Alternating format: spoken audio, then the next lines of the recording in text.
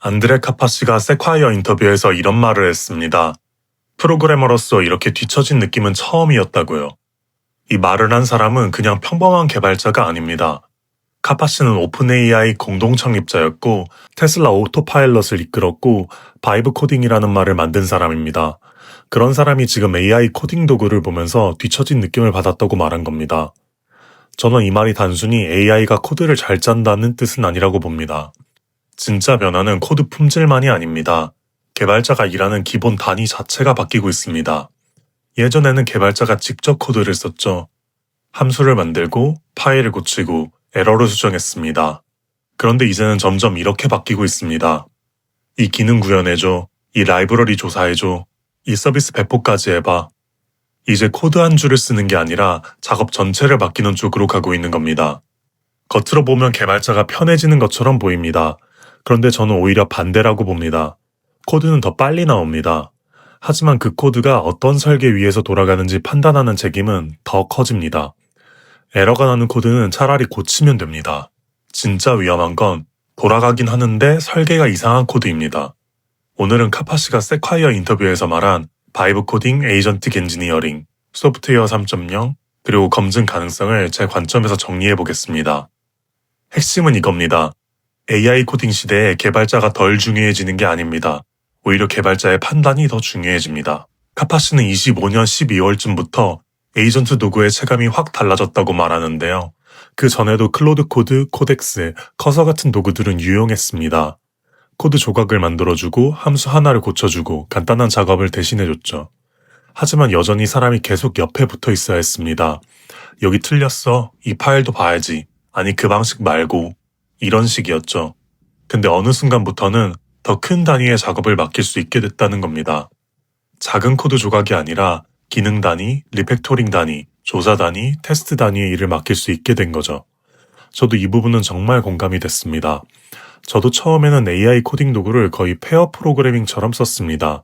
제가 파일을 열고 어느 줄을 고칠지 지정하고 결과를 확인하고 다시 지시했습니다. 그런데 어느 순간부터는 이렇게 시키는 게 더 자연스러워졌습니다. 이 기능 전체를 구현하고 테스트까지 돌려서 실패하면 고쳐봐. 이건 단순한 자동 완성의 발전이 아닙니다. 개발의 기본 단위가 바뀐 겁니다. 여기서 카파시는 바이브 코딩과 에이전틱 엔지니어링을 구분합니다. 바이브 코딩은 소프트웨어를 만들 수 있는 사람의 하한선을 올립니다. 예전에는 코딩을 모르면 앱을 만드는 것 자체가 어려웠습니다. 그런데 이제는 자연어로 설명만 해도 간단한 프로토타입을 만들 수 있죠. 비개발자도 아이디어를 실제 앱으로 만들어 볼 수 있게 된 겁니다. 이건 엄청난 변화입니다. 하지만 에이전틱 엔지니어링은 조금 다릅니다. 에이전틱 엔지니어링은 프로덕션 품질 기준을 유지하면서 에이전트를 이용해 더 큰 작업을 처리하는 방식에 가깝습니다. 그러니까 AI가 만들어졌으니까 그냥 쓰자가 아닙니다. 스펙을 만들고 계획을 검토하고 디프를 보고 테스트를 만들고 권한을 제한하고 실패했을 때 알아차릴 수 있는 구조를 만드는 겁니다. 저는 이 구분이 굉장히 중요하다고 봅니다. 요즘 바이브 코딩이라는 말이 조금 이상하게 소비될 때가 있습니다. 마치 딸깍하면 서비스가 만들어지는 것처럼요. 물론 간단한 MVP나 개인용 도구라면 가능할 수 있습니다. 하지만 DB가 있고 로그인과 결제가 있고 권한과 배포, 운영이 들어가는 순간 이야기가 달라집니다. 그때부터는 돌아간다만으로는 부족합니다. 누가 어떤 데이터에 접근할 수 있는지, 결제 성공은 어떤 기준으로 기록되는지, 권한 실패 시 어떤 상태가 남는지, 장애가 났을 때 어디까지 되돌릴 수 있는지, 이런 걸 설계해야 합니다. 그래서 저는 AI 코딩의 핵심이 프롬프트를 멋있게 쓰는 능력이라고 보지 않습니다. 핵심은 에이전트가 만든 결과를 검증 가능한 구조 안에 넣고 프로덕션 기준을 유지한 채 속도를 끌어올리는 능력입니다. 이 조건이 갖춰지면 생산성은 정말 크게 올라갈 수 있습니다. 카파시는 예전에 10배 엔지니어라는 개념도 훨씬 더 커질 수 있다고 봅니다.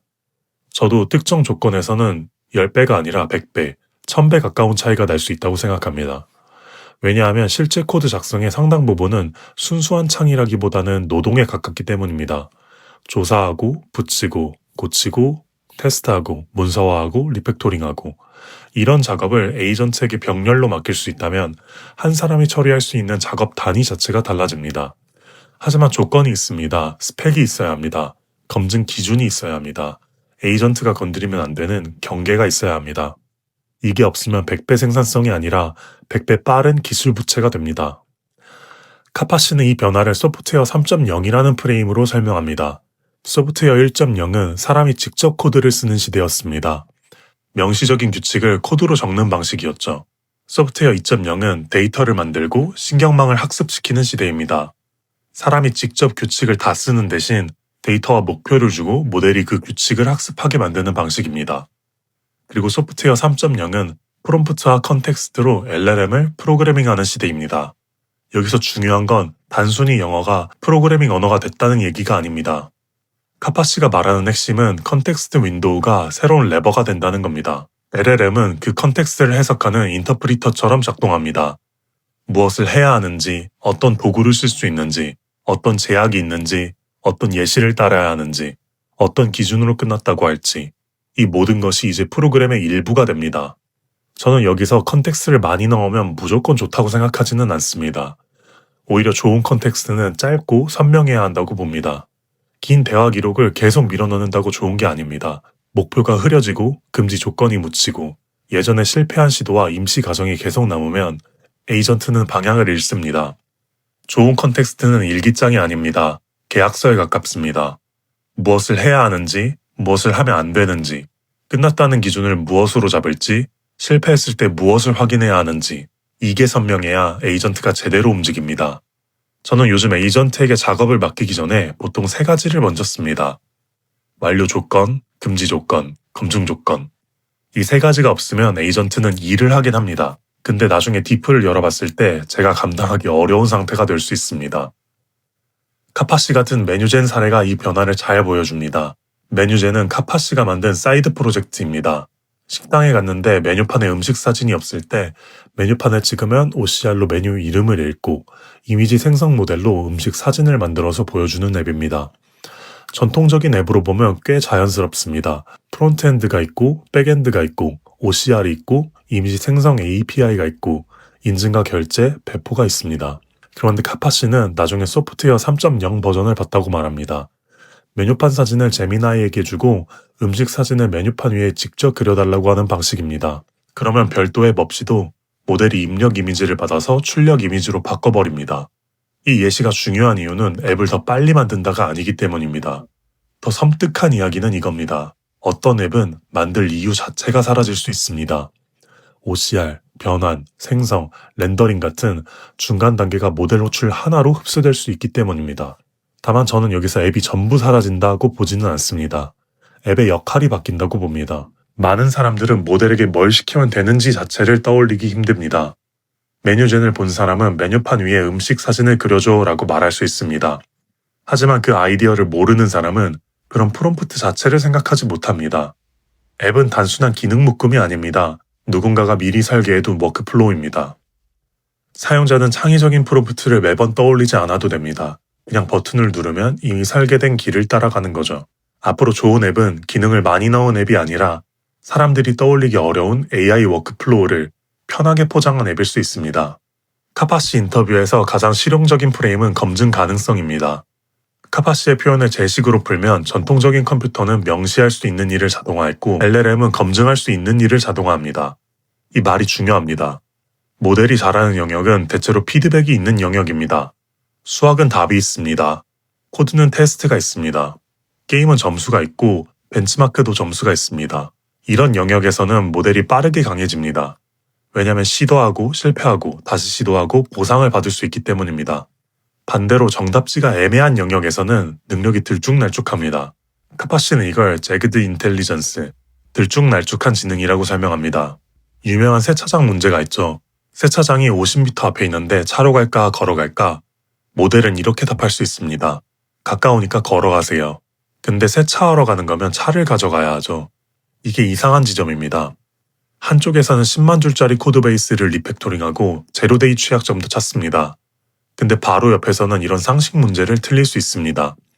그래서 AI를 쓸 때 중요한 질문은 이 모델이 똑똑한가가 아닙니다. 이 작업은 검증 가능한가? 실패했을 때 알아차릴 수 있는가? 테스트가 있는가? 리뷰 기준이 있는가? 이 질문들이 훨씬 중요합니다. 이걸 AI 코딩에 가져오면 결국 테스트와 리뷰 이야기로 이어집니다. 검증 장치 없이 에이전트에게 큰 작업을 맡기고 결과물이 빨리 나오면 생산성이 오른 것처럼 느낄 수 있습니다.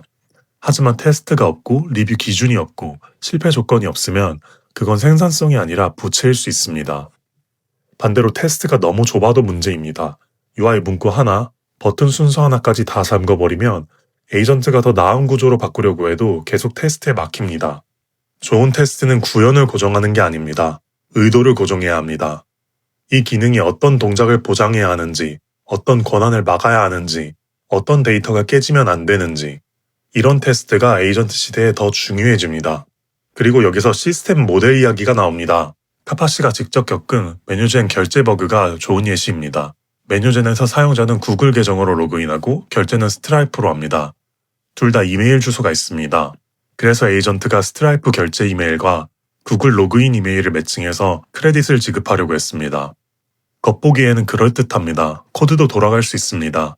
하지만 실제 서비스라면 문제가 될 수 있습니다. 구글 계정 이메일과 스트라이프 결제 이메일은 다를 수 있습니다. 그리고 결제 권한은 이메일 문자열이 아니라 내부 유저 아이디에 묶어야 합니다. 이건 문법 문제가 아닙니다. 시스템 모델의 문제입니다. 에이전트가 만든 코드는 틀릴 때만 위험한 게 아닙니다. 그럴듯하게 맞아 보일 때도 위험합니다. 시스템 모델이라는 건 시스템이 굴러가는 구조를 머릿속에 가지고 있는 겁니다. 사용자는 무엇으로 식별되는지, 권한은 어디에 묶이는지, 결제 성공은 어떤 데이터로 기록되는지, 실패하면 어떤 상태가 남는지, 이런 관계를 이해하는 겁니다. 저는 이 지점이 AI 코딩 시대의 공부 방향을 잘 보여준다고 봅니다. 예전에는 SDK나 API 디테일을 많이 하는 사람이 빨랐습니다. 이 설정 파일은 어디에 두는지, 이 콜백 URL은 어디서 바꾸는지, 배포할 때 환경 변수 이름은 뭔지, 이런 걸 외우고 있는 사람이 유리했습니다. 요즘엔 이런 표면적인 디테일은 에이전트가 꽤 잘 찾아줍니다. 대신 사람은 더 아래층을 이해해야 합니다. 권한은 어디에 묶이는가, 데이터 소유권은 어떻게 결정되는가, 실패하면 어떤 상태가 남는가, 보안 경계는 어디인가, 이런 건 검색해서 이름만 맞춘다고 해결되지 않습니다. 에이전트가 코드의 표면에 대신 써줄수록 사람은 시스템의 바닥을 더 잘 이해해야 합니다. 인터뷰 후반부에서 카파씨는 에이전트가 쓰기 좋은 인프라 이야기도 합니다. 지금 많은 소프트웨어와 문서는 사람이 클릭하는 걸 기준으로 만들어져 있죠. 이 URL로 가세요. 이 버튼을 누르세요. 설정 페이지에서 이 값을 복사하세요. 이런 식입니다. 그런데 앞으로는 이런 작업을 사람이 아니라 에이전트가 대신할 수 있어야 합니다. 그러려면 도구와 문서도 달라져야 합니다. CLI, API, 마크다운 문서, 구조화된 로그, 안전한 권한, 감사 가능한 기록, 이런 것들이 더 중요해지는 거죠. 카파씨는 메뉴젠을 만들 때 코드보다 배포 과정이 더 번거로웠다고 말합니다. 버슬 인증, 결제, DNS, 시크릿 설정 같은 것들이죠. 저도 이 불편함을 이해합니다. 다만 저는 배포가 어렵다라기보다 프로덕션 운영까지 안전하게 맡기기는 아직 어렵다가 더 정확하다고 봅니다. 배포 명령어 한 줄은 에이전트가 처리할 수 있습니다. 하지만 프로덕션 환경 변수, 권한, 시크릿 관리, 결제 웹훅, 도메인, 장애시 롤백, 감사 가능한 변경 기록, 이런 것까지 안전하게 처리하는 건 다른 문제입니다. 그리고 인터뷰 마지막에 나온 문장이 있습니다. You can outsource your thinking, but you can't outsource your understanding. 생각은 아웃소싱할 수 있지만 이해는 아웃소싱할 수 없다는 말입니다. 저는 이 문장이 이번 인터뷰의 결론에 가장 가깝다고 봅니다. 이제 리서치, 요약, 코딩, 테스트 같은 일은 점점 모델과 에이전트에게 맡길 수 있습니다. 하지만 내가 무엇을 만들고 있는지, 왜 만드는지, 어떤 결과가 이상한지, 어디까지 믿어야 하는지는 내 머릿속에 있어야 합니다. AI 시대의 개발자의 병목은 타이핑 속도가 아닙니다. 이해의 깊이입니다. 에이전트에게 더 큰 작업을 맡길수록 사람은 코드를 덜 봐도 되는 게 아닙니다. 더 높은 층의 구조를 봐야 합니다. 스펙을 봐야 하고, 테스트를 봐야 하고, 권한 모델을 봐야 하고, 데이터 흐름을 봐야 하고, 실패했을 때 남는 상태를 봐야 합니다. 앞으로 격차는 AI를 쓰는 사람과 안 쓰는 사람 사이에서만 나지 않을 겁니다. 에이전트가 만든 결과의 설계와 검증을 책임질 수 있는 사람과 돌아간다는 이유만으로 그 과정을 넘겨버리는 사람 사이에서 날 겁니다. 여러분은 AI 코딩을 쓰면서 생산성이 늘었다고 느끼시나요? 아니면 기술 부채가 더 빨리 쌓인다고 느끼시나요? 저는 이 지점이 지금 개발자들 사이에서 가장 크게 갈리는 부분이라고 봅니다. 오늘 다룬 원본 인터뷰와 카파씨가 직접 정리한 글은 설명란과 고정 댓글에 같이 남겨두겠습니다. 원본 영상은 30분 정도입니다. AI 코딩을 진지하게 쓰고 계신 분이라면 꼭 한번 보시는 걸 추천드립니다. 좋아요와 구독은 영상을 만드는 데 큰 힘이 됩니다. 오늘도 행복하세요.